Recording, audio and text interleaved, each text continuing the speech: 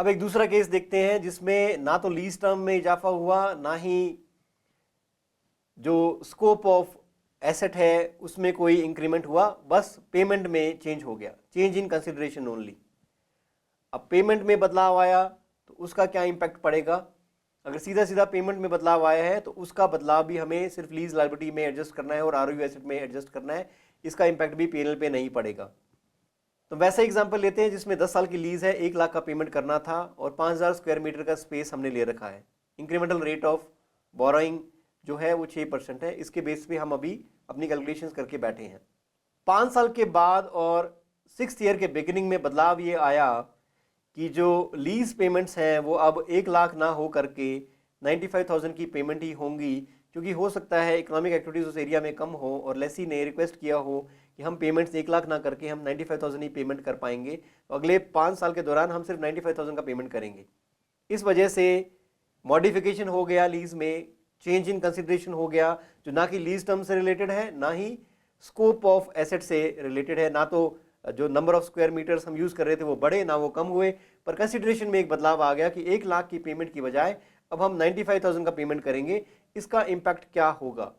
आइए कैलकुलेशंस के थ्रू देखने की कोशिश करते हैं कि इसका इंपैक्ट क्या होगा। अगर सिर्फ चेंज इन कंसिडरेशन होता है तो हमने तय किया था कि 10 साल के दौरान 1 लाख का पेमेंट करेंगे। उस दिन रेट था 6% का। अगर प्रेजेंट वैल्यू डिस्काउंटिंग करें 6% के रेट पे इन सभी 1 लाख की पेमेंट्स का जो 10 साल के दौरान होंगी, तो प्रेजेंट वैल्यू डिस्काउंटिंग करने के बाद जो कीमत आती है वो आती है 7,36,009 का। इस कीमत पे आरओयू एसेट रिकॉग्नाइज करेंगे, लीज लायबिलिटी रिकॉग्नाइज करेंगे। 5 साल के बाद बदलाव ये आया कि 5 साल के बाद कंसिडरेशन में चेंज आ गया, तो 5 साल तक हम पेमेंट करते रहे 1 लाख का, तो लीज लायबिलिटी का बैलेंस 5 साल के बाद क्या होगा? लीज लायबिलिटी जो इनिशियली रिकॉग्नाइज हुई 7,36,009 पे, उसके अंदर इंटरेस्ट पेमेंट ऐड होता रहा, पेमेंट हम करते रहे हर साल 1 लाख का, तो 5 साल के बाद लीज लायबिलिटी का बैलेंस जो निकल के आता है वो है 421,236। और इसी दिन आरओयू एसेट का बैलेंस है, 5 साल की डिप्रिसिएशन होगी तो आरओयू एसेट का बैलेंस है 409,294। अब हमारे चेंज इन कंसिडरेशन मतलब जो पेमेंट हमने करनी है अगले 5 साल में उसमें एक बदलाव आ चुका है। अब हम 1 लाख की पेमेंट ना करके हर साल अब सिर्फ 95,000 की पेमेंट करेंगे, और 95,000 की पेमेंट करेंगे तो हमें उन 5 पेमेंट्स को भी डिस्काउंटिंग करना होगा रिवाइज्ड डिस्काउंट रेट पे। तो रिवाइज डिस्काउंट रेट पे डिस्काउंटिंग किया, उस दिन डिस्काउंट रेट हुआ है 7% का, तो 95,000 की पेमेंट्स को 7% के रेट पे अगर डिस्काउंट करते हैं तो लीज लायबिलिटी उभर के आती है 389,519 का अमाउंट हम रिकॉर्ड कर सकते हैं।